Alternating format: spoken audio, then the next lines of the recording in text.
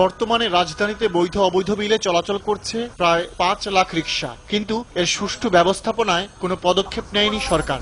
ফলে বিশৃঙ্খলভাবে সড়ক ব্যবহার করে যানজট সৃষ্টি করছে মধ্যবিত্তের এ বাহন। এক লাইন দিয়ে চলাচল করলে ভালো হয়, যেমন মনে করেন যে এরকম রাস্তা টুপাট করা আছে, ওরকম রাস্তা যদি আরেকটা দিয়ে দিত, এরকম সাইড দিয়ে সিরিয়াল করে দিত, তাহলে হয়তো যানজট একটু কম থাকতো। সরকার যেন আমাদের নিয়ন্ত্রণে রাখে বা অন্য বিকল্প পথ সরকার করে যাতে যানজট না হয়।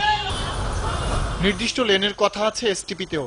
রিকশা, সাইকেলের মতো অযান্ত্রিক বাহনের জন্য আলাদা লেন করতে বরাদ্দ রাখা হয়েছে ৮০ কোটি টাকা। এজন্য প্রথম ধাপে ব্যবস্থা নেওয়ার কথা থাকলেও খরচ করা হয়নি ১ টাকাও, বরং রিকশা বন্ধ করে দিয়ে পথ খোঁজা হয়েছে সমাধানে। ঢাকা নগর পরিবহন পরিকল্পনা ডিউটিপি প্রকল্পের আওতায় ২০০৪ থেকে ৬ সালের মধ্যে রাজধানীর প্রধান ৮টি সড়কে নিষিদ্ধ করা হয় রিকশা চলাচল। ২০১১ সালে আরো ৮টি সড়কে রিকশা বন্ধ করে ঢাকা মেট্রোপলিটন পুলিশ।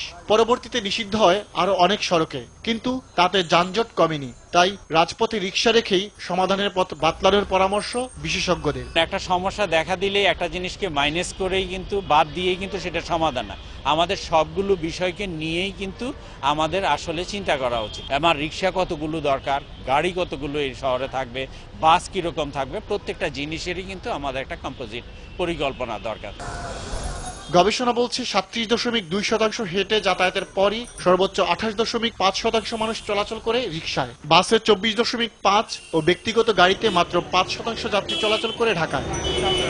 এর জন্য প্রয়োজনে পৃথক লেন করা, তারপরে এর জন্য ভাড়া নির্ধারণ করে দেয়া, এই কাজগুলো আমাদের করতে হবে। এটা উচ্ছেদ করাটা আমাদের সমাধান। এই রিকশা যখন বন্ধ হয়ে যাচ্ছে তখনই মানুষ প্রাইভেট কারের দিকে ঝুঁকে পড়ছে। গবেষণা বলছে প্রতি বছর পরিবেশ ও জ্বালানি খাতে রিকশা সাশ্রয় করছে ১৫,০০০ কোটি টাকার মতো।